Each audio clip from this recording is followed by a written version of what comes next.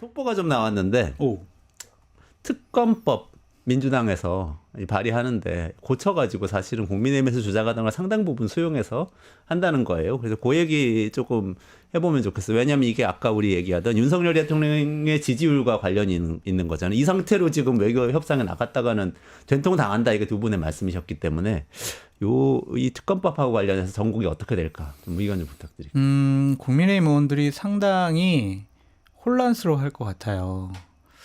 그 계속 얘기했던 게 반위헌적, 반헌법적인 민주당의 특검안은 받을 수가 없다라는 게 일관된 거였는데 만약 민주당이 수사 범위를 축소하고 제3자 추천안을 도입을 하게 되면은 그 논리가 깨져버리잖아요. 근데 지금 김건희 여사 리스크는 국민의힘 의원들이 대부분 동의하고 인정하는 부분이거든요. 이거 질질 끌려가면은 다음번 2026년 지방선거, 2027년 대선 우리는 해보나 마나야 이거 정리하고 가야 돼. 그런 생각인데 민주당이 저런 식으로 반헌법적인 요소들을 좀 빼면은 이번에 올릴 때 과연 어떻게 해야 될 것인가 상당히 곤혹스러워할 것 같다라는 생각이 좀 드는데 민주당이 만약 친한 쪽과 어느 정도 좀 교감하에서 이러한 수정안을 낸다고 하면은 뭐 11월 달 안에 늦어도 12월 달 안에는 통과될 가능성이 좀 높아 보이지 않나. 국민의 의원들도 그래요. 이거 정리해야 된다 지금. 이참에 정리하자. 이참에. 안 그러면 영원히 정리 못한다. 그런 생각 갖고 있기 때문에 김건희 여사 특검법안이 새로운 차원의 국면으로 전환됐다. 그렇게 보여집니다. 소장님 시나리오는 그러면은 거부권 행사하기 전에도 국민의힘 친한계와 민주당이 같이 그냥 친한계가 같이 합의해서 첫 번째는 좀 쉽지가 않아요. 갈 수가 왜냐하면은 이름이 실명이 나오니까. 네. 근데 이제 거부권 행사하고 재의결할 때 그때는 이탈표가 상당히 나올 수가 있겠죠. 자유롭잖아요. 나 아니야. 나 찬성 안 했어. 이러면 되잖아요. 일단은 제가 이렇게 얘기를 하면은 되는구나. 뭐 이런.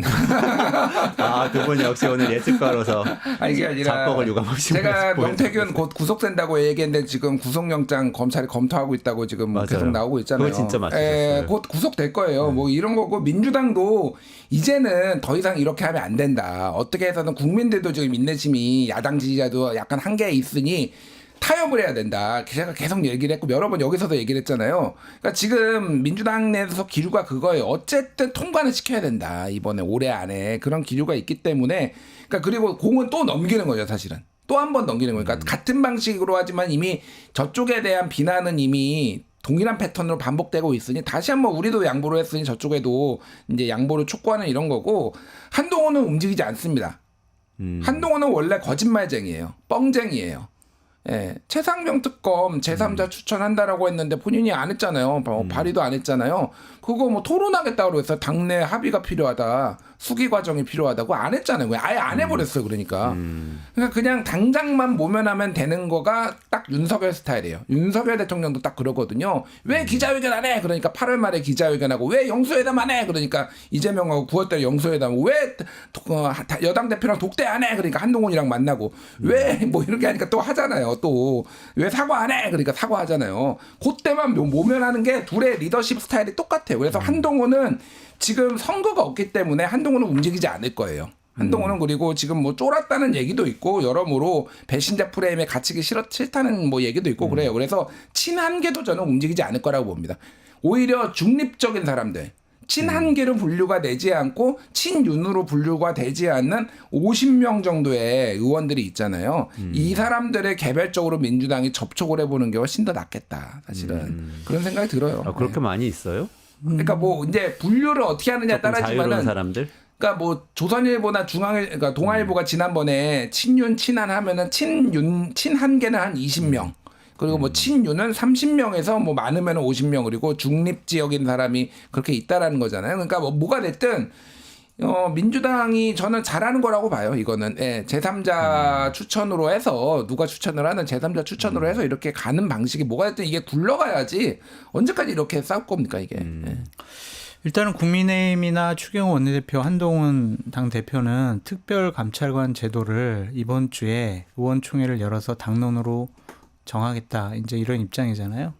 근데 그거를 갖고 국민들이 아이고 잘했다라고 할 리가 없기 때문에 그거는 이제 약속을 했으니까 일단 진행을 시키더라도 특검 부분에 대해서는 어떻게 처리할 것이냐가 그 의총의 주요한 논의 과제가 될 수도 있을 것 같다. 그런 장 생각이 좀 소장님의 들어요. 안테나에 들어온 얘기가 좀 있습니까? 아니요, 지금 아직은 없어요. 국민의힘의 분위기. 아니, 그러니까 아까 말씀드렸듯이 그냥 의원들이 이대로 가면 안 돼. 하여튼 김건희 여사 정리해야 돼. 근데 대통령 기자회견 보니까 너무나 아직도 사랑하시는구나. 정리가 안 되겠구나. 그러면은 국회에서 자신들이 가진 권한을 통해서 강제적으로 정리해야지라고 생각할 수 있을 것 같아요. 지지율 낮은 대통령과 함께 못 가요. 이거는 아무리 권력을 갖고 있더라도. 그의 가장 큰 리스크가 김건희 여사이기 때문에 이 부분은 국민의힘 의원들이 심각하게 생각할 수밖에 없다. 대통령과 결별하는 게 더 날 수 있다라고 생각할 거 아니에요. 어느 정도는. 인기 없는 대통령하고 어떻게 같이 가면서 선거 때 표 주세요 그럴 거예요. 윤석열 대통령의 국정 운영을 뒷받침 잘하겠습니다. 여당은 이렇게 선거운동 해야 되잖아요. 네. 지방선거 때 그러면은 당선될 사람이 몇 명이나 있겠어요. 그래서 차별화로 가기 위해서는 김건희 여사 문제를 심각하게 고려하고 그걸 통해서 정리한다. 갑자기 이제 생각난 건데 아까 전에 우리가 미국 얘기 잠깐 했잖아요. 요즘 개헌 얘기는 임기 단축 개헌이게 됐든 저는 개헌은 무조건 해야 된다고 생각하고 정 안 되면은 2032년에라도 개헌 합의하면 돼요. 그때가 이제 지방선거랑 대선이랑 같이 치르는 해거든요. 2000년. 아니 이게 국회의원 선거랑 2032년. 32년. 그러니까 지금이 2027년이고 2027년은 이제 뭐 5년 단임제로 하고 2032년에 이게 그러니까 누구의 이해관계가 걸려 있으면 개헌이 잘 안 되잖아요 원래. 그러니까 5년 뒤에 거를 해버리는 거야. 그러니까 뭐 이런 식으로라도 어쨌든 개헌해야 되는데 제가 생각하는 거는 뭐 이거를 이제 의회 중심제로 갈 수도 있고 뭐 여러 가지 이제 그거는 중의를 모아봐야 되지만 여론조사 보면은 4년 이제 중임제가 제일 높아요. 대통령제를 유지하되 대통령제를 유지해야 돼. 그 다음에 뭐 이제 이원 집정부제도 있고 뭐 그냥 현재 유지도 있고 막 그렇단 말이에요. 근데 제가 말씀드리는 건 뭐냐면은 국회의원 선거 미국처럼 2년씩 하자. 2년마다 하자. 하원이 미국은 2년마다 하거든요. 그래가지고 이게 대통령 뭐 이번에 뭐 아시겠지만은 대통령 선거하면서 국회의원들 다 뽑았어요. 그리고 2년 뒤에 또 뽑습니다. 그러면 이제 중간 평가잖아요. 그리고 국회의원들은 그러니까 행정부는 좀 안정성이 있어야 되지만 사실은 의회도 뭐 안정성이 필요하지만은 또 되는 사람은 계속 되거든요. 그러니까 이거는 평가를 계속 받아야 된다. 제가 보기에는 그런 생각이 들어요. 너무 이게 한번 대놓고 굉장히 나이브하게 가는 게 아닌가. 그래서 이번에 개헌을 할 때 좀 엉뚱한 얘기지만은 국회의원 2년씩 뽑자. 그 생각이 확 드네요. 예, 2년마다. 그러면은 이렇게 되는 거예요. 대선하고 저거랑 국회의원 선거, 지방선거랑 국회의원 선거. 2년마다 이렇게 4년 중임제로 만약에 하게 되면 중간평가 형식으로. 중간평가 그 형식으로. 말씀대로라면은 지금 민주당이 주장하는 것처럼 임기 단축 개헌을 통해서 2026년까지로 임기를 단축한 다음에 2년짜리 국회의원 선거를 2028년 이후부터 계속 할 수도 있겠네요. 그럼 대통령하고 임기 안 맞는 그 문제는 해소가 되겠네요. 미국처럼 되겠네요. 그러니까 어떻게 될지는 모르겠어요. 지금 사실은 임기 단축 개헌은 국힘 쪽에서 전혀 미동도 안 해요. 미동도 안 합니다. 이재명 지금 깜빵 가는 거 봐야지. 제가 지난번에 말씀드렸지만은 그 기류가 너무 강하기 때문에 지금은 택도 없는 얘기예요. 제가 보기에 솔직히. 그런데 이게 정치는 역동적이니까 윤석열 대통령이 먼저 자기가 2026년까지만 하겠다라고 할 수도 있는 거예요. 그렇죠. 예, 그러니까 뭐 그럴 수도 있는 거니까 이거는 상황에 뭐, 따라서. 예, 상황에 따라서. 아니, 그러길 바라나? 근데 하얀 데가. 그게 어떠세요? 아까 장 소장님 하신 대로 2026년에 지방선거가 있으니까 지방선거 다가오면은 이제 거기서 뛰려는 주자들이 동요를 한다는 말씀이시잖아요. 그러면 뭐 임기단축 개헌이든 아니면 다른 개헌이든 이런 것들 좀 상상력을 발휘할 수 있는 공간이 생기지 않아요? 없어요. 왜냐하면 헌법상 그 대통령 임기에 대해서 개헌을 하게 되면 그 바꾼 대통령에는 해당이 안 되는 조항이 있어요. 그래서 그 다음번 대통령에게 적용이 되는 거라서 그건 헌법을까지 고쳐야 되는 부분이라 대단히 좀 복잡한 부분이 되지 않을까 그런 생각이 좀 들어요. 김준일 평론가님 말씀은 윤석열 대통령이 그렇게 바라시는 거지. 역사에 남는 대통령이 되기 위해서 내가 임기를 단축하고 그 다음 대통령부터 이렇게 합시다. 합리적으로 다 저도 바꿔서. 진짜 윤석열 대통령은 국정을 운영할 자격도 능력도 의지도 없는 사람이라고 생각하거든요. 대통령 놀이하는 것 같아. 그냥 노는 것 같아. 저기서 그냥 나 대통령이야 그러면서 막 이제. 그런데 어쨌든 헌법과 법률로 임기가 보장되어 있는데 자꾸 뭐 탄핵시킨다 하야 뭐 임기 단축 개헌 이 부분 얘기하는 것이 과연 맞는 것이냐 좀 그런 생각이 들어요. 그러니까 저는 빨리라도 내려왔으면 좋겠다고 생각하는데 그것이 현실적으로 또한 법률적으로 가능한 것이냐 그런 생각이 좀 듭니다. 회의적이다. 네. 아까 말씀을 한번 정리를 하자면 그 대통령 부인 김건희 씨에 대한 특검법은 한번 올라가서 거부권 행사하는 데까지는 똑같이 갈 텐데 이번에 이 안으로 하면 국민의힘에서 이탈표가 생겨서 연말에 통과될 수도 있다. 지금 두 분 의견 같이 하시는 첫 건가요? 번째는 희망이 되게 많이 들어가 있는 거고 두 번째는 가능성도 배제하지 않을 수 없다. 배제할 수 없다. 김준일 평론가님도 마찬가지시고. 김건희 특검 지난번에 2차 했을 때 그때 194대 104 나왔어요. 네. 그러니까 그 104 똑같아요. 그러니까 그 최근에 그 최상병 그거랑 똑같단 말이에요. 그러면 글쎄요. 이제 사실은 이게 104에 주목할 게 아니라 194에 주목을 해야 돼요. 왜 그러냐면은 어쨌든 무효표는 이탈표라고 하더라도 무효표는 카운팅이 안 돼요. 찬성을 중심으로 이거를 하는 거기 때문에 반대를 중심으로 하는 게 아니라 그러니까 사실 6표 정도가 지금 국민의힘에서 더 나와야 되거든요. 194면은 그럴 거 아니에요. 그러면은 제가 보기엔 이거 아직도 만만치 않다. 저는 이번에도 솔직히 돈을 걸려면은 이번에도 안 될 가능성이 50일. 이번에도 부결될 가능성이 50일에 걸겠어요. 근데 아직도 우리나라 정치가 너무 많이 이게 이벤트가 발생하고 그러니까 무슨 일이 벌어질지 모르겠어요. 현재 시점으로 본다라면 저는 표는 늘어날 거예요. 표는 늘어났는데 예를 들면은 뭐 197대 102 뭐 이런 식으로 무효표 뭐 3표 뭐 이런 식으로 뭐 가지 않을까. 예. 그렇군요. 아이고 많이들 의견 많이 주시네요. 네, 컴관리님, 당장 멈춰님, 네, 똥자님, 메리님 감사합니다. 모두 감사드리고요. 그래서 정리를 해보자면 두 분은 의견이 여기선 조금 갈리는데 한번 두고 보시죠. 그리고 다시 얘기해 보면 좋을 것 같아요. 한동훈 대표에 대한 의견만 하나 좀 여쭤볼게요. 저는 김종인 박사가 항상 얘기하는 그 별의 순간이라는 거 있잖아요. 한동훈 대표가 윤석열 대통령하고 지금 같은 때 지지율이 낮고 그럴 때 또 이제 좀 공명심이 있으면은 그래도 많은 국민이 공감하는 최상병 특검이나 뭐 김건희 특검 이런데 찬성을 하고 과감하게 나가면 또 별의 순간이 될 것도 같은데 그럴 가능성은 없나요? 그게 정치적인 판단 부분이 좀 들어가야 되잖아요. 정무적인 판단. 내가 이것을 들고 나왔을 때 과연 성공할 가능성이 있을 것이냐.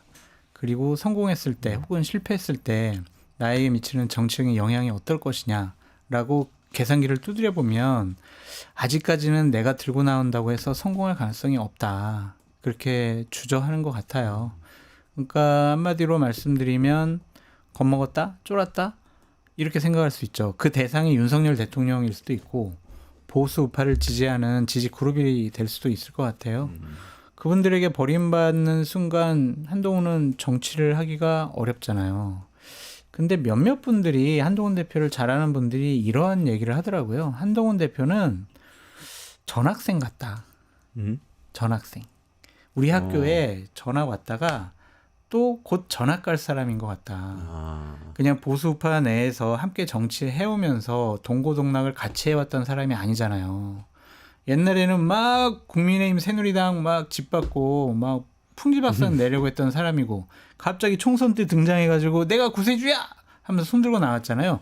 복잡 미묘한 생각과 판단이 국민의힘에도 있고 한동훈 대표에도 있다고 하더라고요.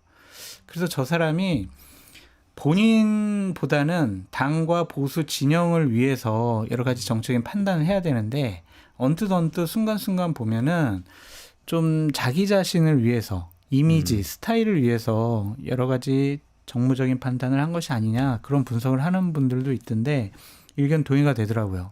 왜냐하면 그렇게 사람들한테 정을 안 줘요. 동지의식. 정치하려면 내 사람 많이 만들어야 되잖아요.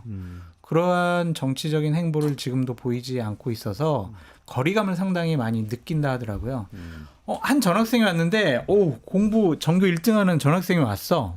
그런데 우리 학교에 만족하지 못하고 다른 학교로 전학 갈 것 같다. 그런 얘기를 좀 많이 해서 한동훈 대표가 당내에 보수파 진영에 뿌리 내리려면 이제 스킨십을 조금 더 강화하고 주위 분들과 많은 논의와 동의를 얻어내는 것이 중요해 보인다. 그런 생각이 좀 드네요. 그래서 이 특검법 관련된 문제도 자신의 안위에 도움이 될까 안 될까. 그러니까 보수 진영 전체를 생각하는 것보다 그걸 먼저 계산해야 할 것 같아요. 그 계산은 결과가 뭘까요, 근데? 그래도 이런 형식이 나타날 것 같아요. 한동훈 대표가 야 특검 합시다. 특검은 이제 됐으니까 특검으로 가겠습니다. 이게 아니라 주위에서 이제 막 많은 의원들이 공개적으로나 비공개적으로 안 된다 이거 특검 해야 된다. 특검 해야 된다. 그래서 김건희 여사 문제 정리해야 된다. 이런 목소리가 많이 나오면 확 등 떠밀려가지고 제가 그럼 손 들고 나가겠습니다.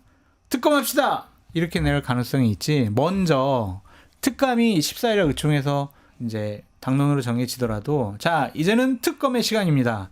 이렇게 먼저 선언할 생각은 없는 것 같아요.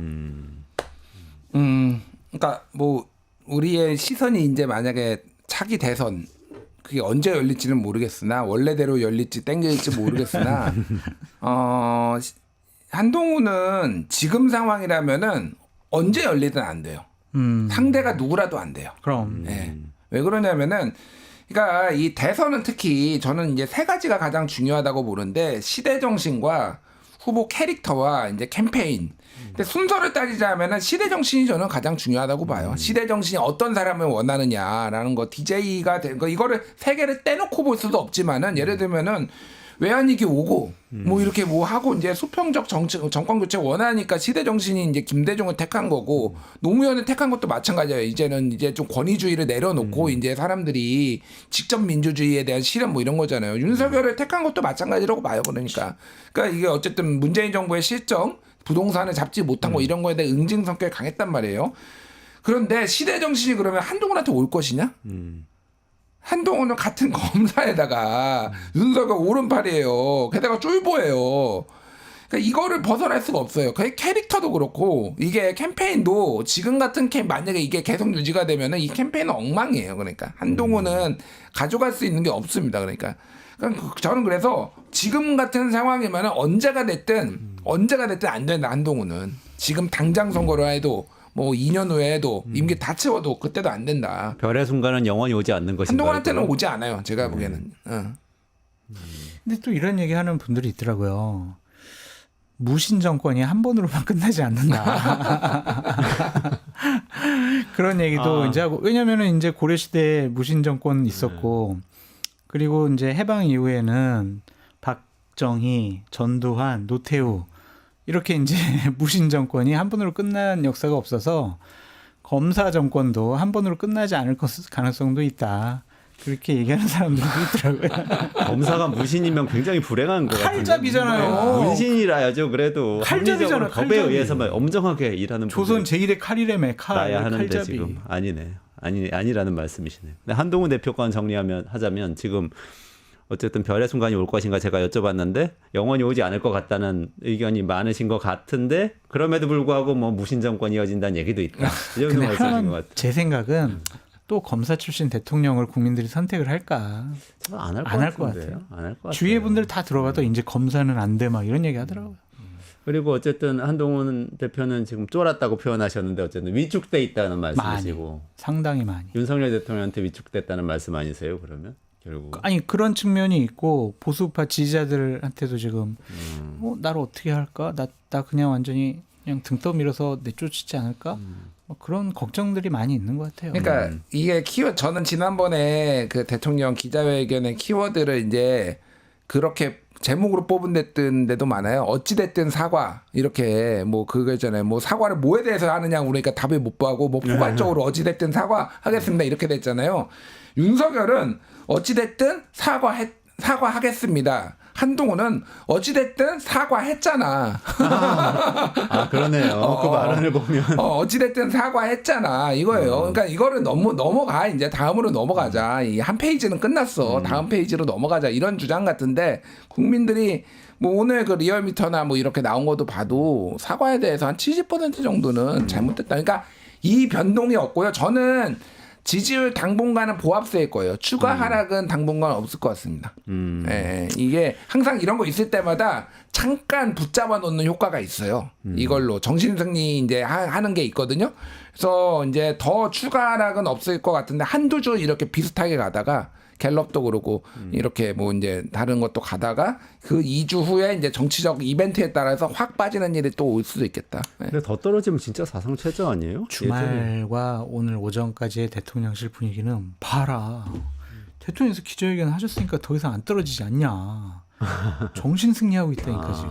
그런 사람들이에요. 그러니까 골프 치시라고 그러지. 골프 그 사람들이. 골프 쳐서 한미 관계 개선합시다 골프로 이렇게 됐다는. 답이 없어요. 한마디씩만 의견 부탁드릴게요. 명태균 씨도 업데이트가 좀 있어서 검찰 나가서 진술을 하고 있는데 아까 김준일 평론가님 구속될 거다 이렇게 예측해 주셨는데 앞으로 이거 어떻게 진행될까요?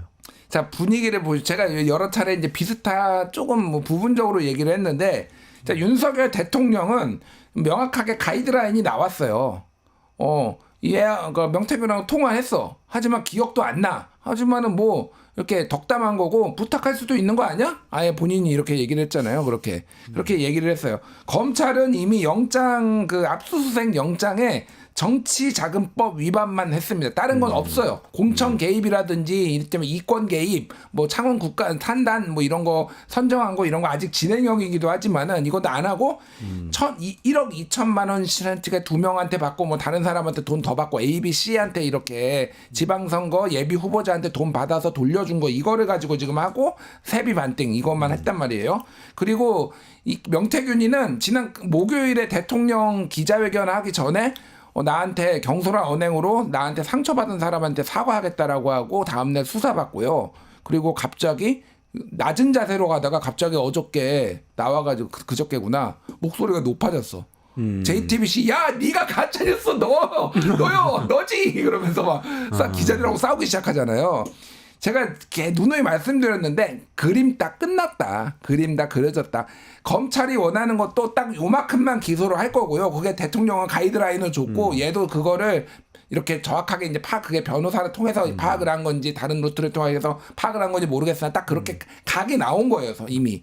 지금 그렇게 지금 흘러가고 있다고 보시면 되고 그러니까 압수 구속에 대해서 준비하고 있냐라고 하니까 답변을 안 했어요. 그냥 뭐 급하게 가기도 했지만은 답변을 안 했다라는 거는 제가 보기에는 이건 이제 해석이 여러 가지가 있을 수 있지만은 구속에 대해서 준비를 못 했을 수도 있지만은 사실은 이미 그러니까 다 준비가 돼 있고 너 잠깐 들어가 있어 이런 식으로 지금 가는 거가 예정돼 있기 때문에 굳이 말을 하기가 뭐 애매한 상황 뭐 이렇게 좀 저는 이해를 했어요. 근데 지금 바로 뭐 창원 산단 부지 선정 처음부터 끝까지 명시가 개입했다 이런 보도는 또 나오고는 있고. 땡그레 21. 네, 네. 그런 상황인데 장 소장님 앞으로 어떻게 될 거라고 보세요? 김준일 평론가님이 자꾸 명태균 씨에 대해서 저렇게 폄하하고 자꾸 구속하라는 저런 인식에 동의할 수가 없습니다. 김준일 평론가님 여기 뉴스토마토 여기 사무실 방송국 몇 번 와봤죠? 와봤죠? 맨날 왔죠. 이게 몇 평인 줄 알아요? 몇 평인 줄 아냐고요? 여기요? 몇 평인지도 모르면서 어떻게 명태균 씨에서 저렇게 얘기할 수가 있어요? 모르죠? 여기 몇 평인지. 30평 되지 않나? 무슨 30평이에요? 그거 알지도 못하면서 허위 사실을 저렇게 유포해요. 누구한테 빙의하신 거예요? 아니 몇 평인지 모르면서 어떻게 명태균 씨에 대해서 얘기하냐. 명태균이 JTBC 기자한테 사무실 몇 평인지 알아요? 몇 평인지도 모르면서. 아 진짜. 저는 구속되는 게 당연하고 진짜 구속됐어야 하는데 구속을 안 시킬 것 같고 구속영장을 치더라도 대단히 허술하게 해서 명태균 씨가 법원에서 구속영장이 반려되도록 하지 않을까. 그런 생각이 좀 들어요, 그냥 뭐 증거인멸 뭐 없고 뭐 도주 우려 없고 뭐 다툼의 여지가 있다 뭐 이런 식으로 해서 아주 허술한 구속영장을 청구해서 명태균 씨가 그 윤석열 김건희 여사 부부에 대해서는 좀 옹호하는 그러한 역할을 주는 것이 맞겠다라고 생각하지 않을까. 왜냐하면 녹취록이 상당히 많이 넘어갔잖아요. 강혜경 씨의 했던 녹취록, 운전기사분들이 했던 녹취록 넘어갔단 말이에요. 명태균 씨가 구속돼 있으면은 그거 아니에요, 가짜예요 이렇게 반박을 못해. 그래서 명태균 씨에게 그런 역할을 정권 차원에서 좀 맡기고 싶어하지 않을까. 그래서 중앙지검 검사들이 내려가서 야 창원지검 검사들 구속영장 잘 쓰면 안 돼, 허술하게 써야 돼, 알지? 이러지 않을까. 안 그랬으면 좋겠지만 그럴 가능성도 있다. 두 분 다 뭔가 구속되느냐 안 되느냐는 의견이 갈리지만 수사는 신용을 하고 어떤 신용하는 특정한 거죠. 가이드라인 제한 안에서만 수사를 할 것이다. 이런 좀 슬픈 전망이시네요.